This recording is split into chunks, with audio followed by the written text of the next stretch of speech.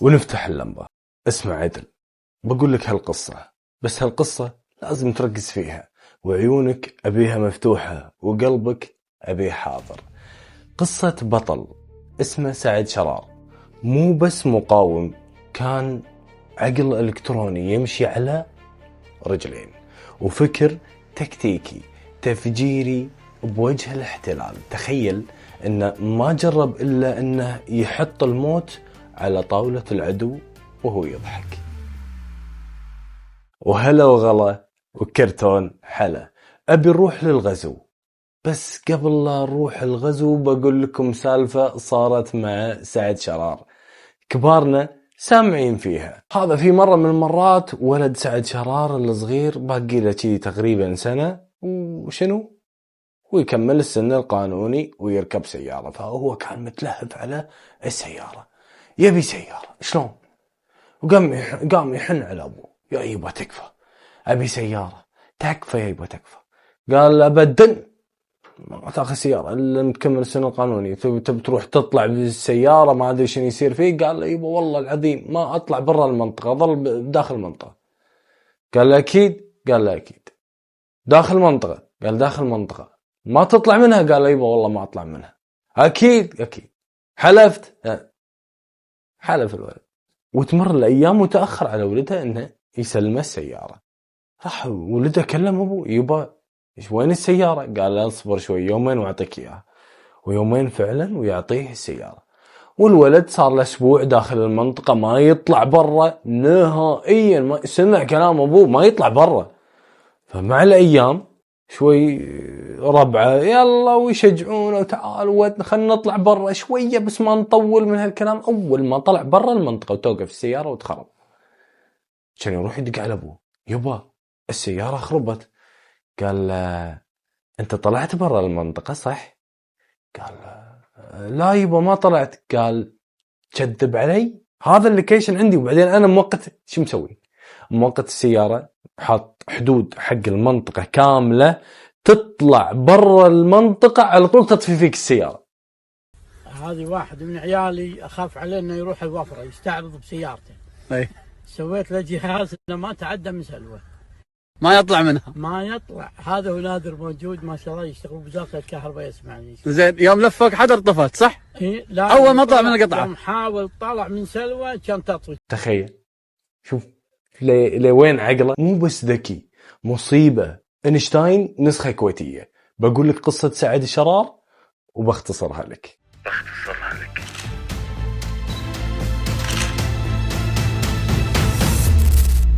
سعد قايم من النوم مثل كل يوم، كان يحب يقوم مبكر، يقعد يلعب بمخترعاته، يفك تلفزيون قديم، يركب سماعة، يفكك ماكينة. يعني رجال يحب يخترع شيء من لا شيء. بس في هاليوم الدنيا غير، صوت طيارات دبابات وعيال المنطقة يركضون وهم يصارخون العراقيين دخلوا واحتلونا. سعد وقف من الصدمة، شغل الراديو، ماكو صوت. قلبه خفق، لبس دشداشته وركب سيارته وراح بسرعة صوب الديرة. الشارع شبه فاضي، بس تشوف عربانات الجيش ماشية وريحة رصاص كأنهم جايين بريحة موت. وصله خبر من رفيجه محمد الفجي، يقول له يا سعد الديرة راحت بس الصوت ما راح، نبي نقاوم ونبي مخك معانا.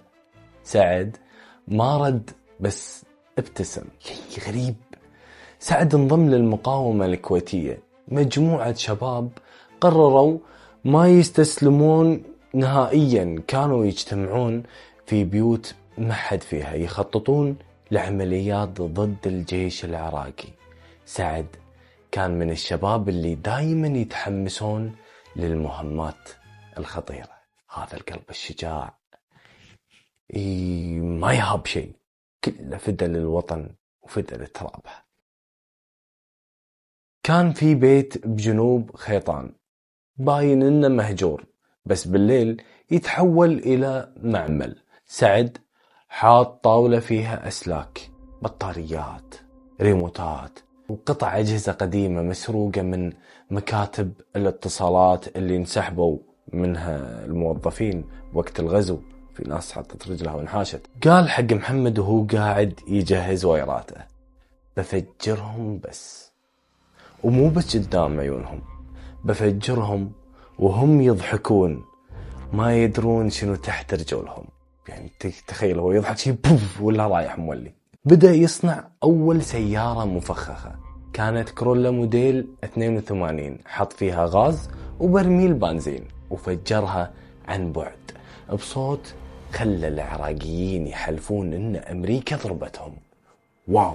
ومو مرة واحدة بس، لا، كل يومين 3 عمليات التفجير كانت بفحيحيل وجليب الشيوخ، ومرات حتى بمجمعات سكنية فيها تجمعات الجيش العراقي. الناس كانت تسمع عنه وتدعي له، بس العدو كان يراقب كل تحركاته. وبيوم من الأيام سعد قرر ينفذ عملية كبيرة، تفجير مستودع ذخاير الجيش العراقي.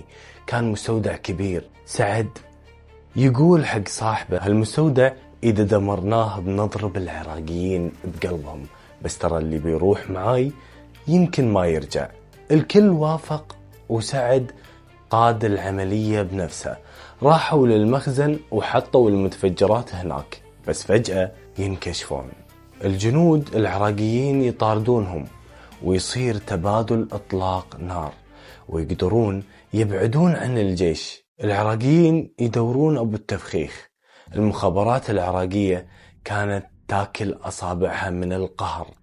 قالوا في واحد بالكويت يعرف يفجرنا بطريقة مو عادية، مو مثل الباجي كانوا يفجرون بسلاح بازوكا وقنابل ورصاص، كانت مقاومة، بس كانوا أبطال، بس طريقتهم عادية. كل شارع كان فيه لغم حاطة لهم بمكان إذا قربوا منه بينفجرون، بس سعد يحط هالمتفجرات بمكان أهل الكويت ما يمشون صوبه. يدري إن الغزاة العراقيين بيمشون من هني، وكل سيارة مركونة تصير خوف لهم، ما يدرون إذا مسكوها تنفجر فيهم ولا لا. ما عاد يعرفون يتنفسون. جابوا لي مواد متفجرة، ولقيت في ناس عندهم مواد متفجرة، اللي هو الله يرحمه بعد شهاب كان ما أدري منين جايب التي ان تي والسيفور والصاعق. وقمنا نمدد فندق هيلتون. أنا جانا واحد سلطان أبو جروة قال لي أنا عندي سيارة أبوي بتبرعها، شفر مالت الفندق هذه مدتها بالساعة، بس غيرين يشد عليهم تشتغل له ربع ساعة. بعدين لقينا واحد يقول جانا هناك، طبعا هو يشتغل معانا وساكن في المنصورية. يقول يا جماعة أنا زوجتي عراقية، أخوها حطوه مدير فنادق الكويت كلها. قلنا حلو يفيدنا. قالوا أي شيء تبونه في فندق هيلتون أنا حاضر. قلنا زين هذه السيارة ودوها فندق هيلتون. فأخذوا علمناه شلون طريقة التمديد، وداها داخل بالمدخل مال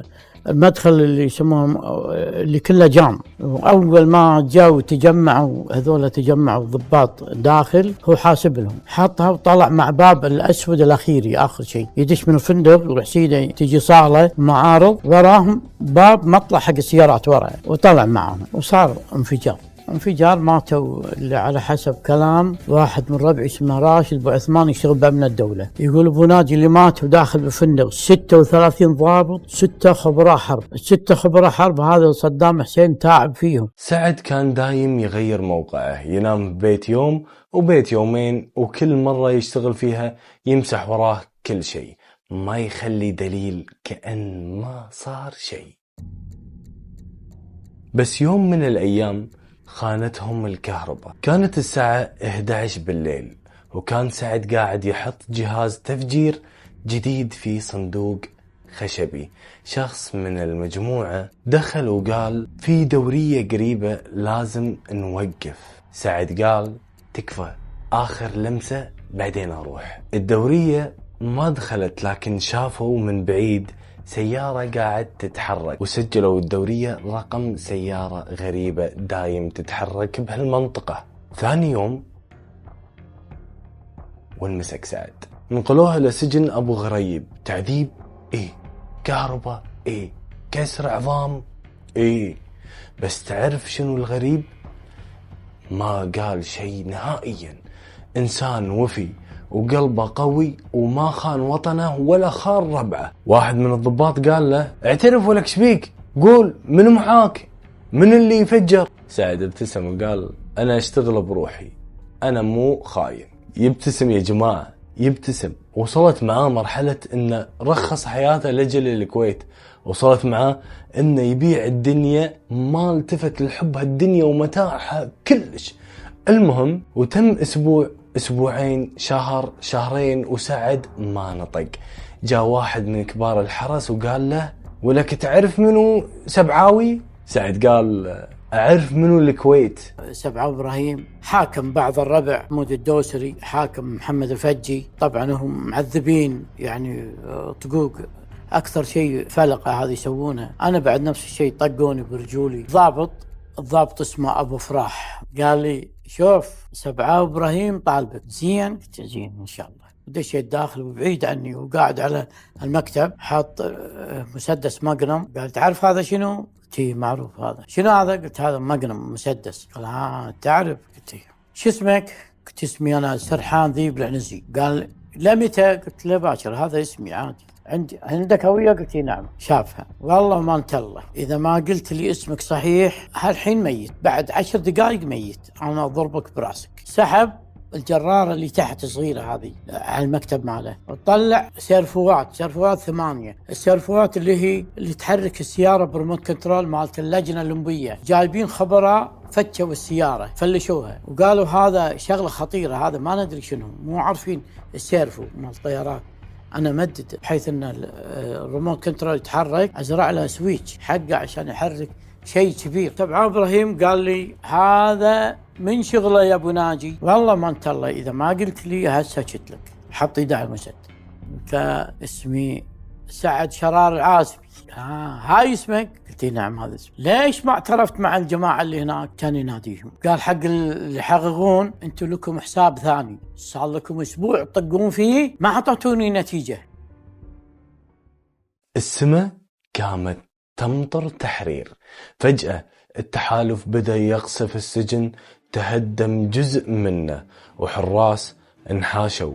الصليب الأحمر دش ولقى الناس بالمئات ومن بينهم سعد. وسعد كان قاعد على الطوفة المهدومة وكان مدنق راسه شوي ويقول ما مت بس كنت نايم شوي. هو لازم ينام من كثر التعذيب، تعب الرجال. رجع للكويت بس مو على بساط أحمر، رجع على سرير مستشفى فيه كدمات وكسور، بس الروح عمرها ما انكسرت، قوي وشجاع. بعد التحرير الكل صار يسولف عن أبو التفخيخ، وقاموا الناس يتناقلون الكلام من بيت لبيت، شنو سوى ومنو كان معاه، بس هو ما حب الأضواء. رجع يشتغل، يخترع، يصنع بيوت جاهزة ويضحك وكأنه ما عاش كل اللي عاشه. هني يعطيه برنت يبين شنو فيه، كل شيء فيه، لو عظم مكسور يبين، رئتين فيها هذا الماي، ماي فيها الرئتين فيها ماي يبين.